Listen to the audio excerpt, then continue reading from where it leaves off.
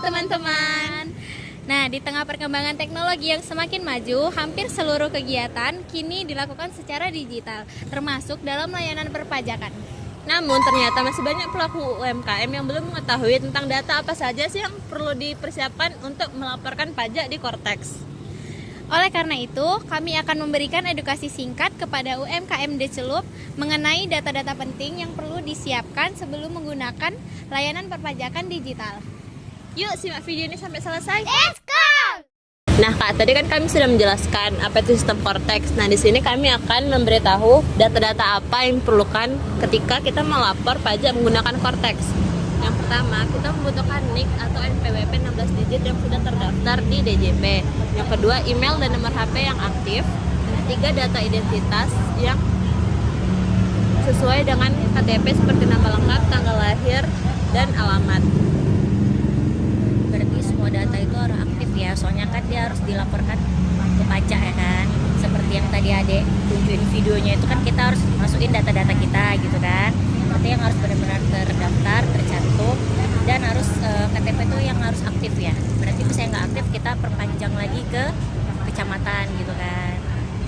Betul Kak, karena kalau nggak sesuai nanti bisa gagal verifikasi. Nah Kak, jadi setelah login ke Cortex, sebelum melapor SPT tahunan, ada data penting yang harus disiapkan terlebih dahulu. Itu datanya seperti apa ya contohnya? Yang pertama itu ada omset Kak.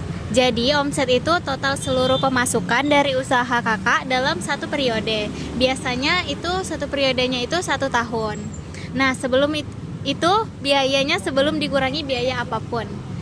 Misalnya semua hasil penjualan makanan atau minuman, baik cash, transfer, atau dari aplikasi, itu semuanya dihitung omset Kak.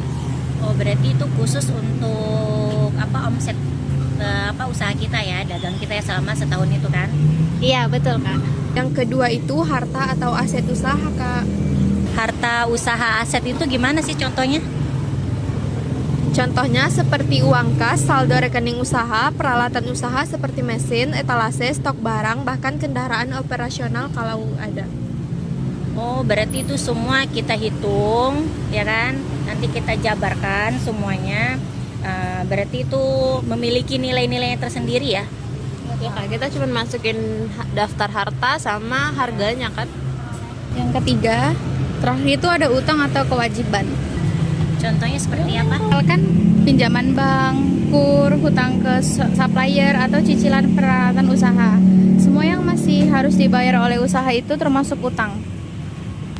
Oh berarti itu termasuk include sama ini juga ya? Apa namanya, sama utang yang terlibat dalam usaha kita juga? Iya Kak, biar lapor pajaknya juga akurat dan sesuai. Jadi Kak, sebelum lapor SPT di Cortex, pastikan sudah siap 3 data ini, yaitu omset, harta, dan hutang. Wah berarti penting banget ya, baru tahu loh itu. Betul Kak, supaya pelaporan pajak lebih mudah dan sesuai dengan kondisi usaha. Nah teman-teman, itu dia penjelasan mengenai data yang perlu disiapkan sebelum menggunakan layanan perpajakan digital loh. Dengan menyiapkan data tersebut, pelaku UMKM bisa lebih mudah dalam melakukan pelaporan pajak secara digital.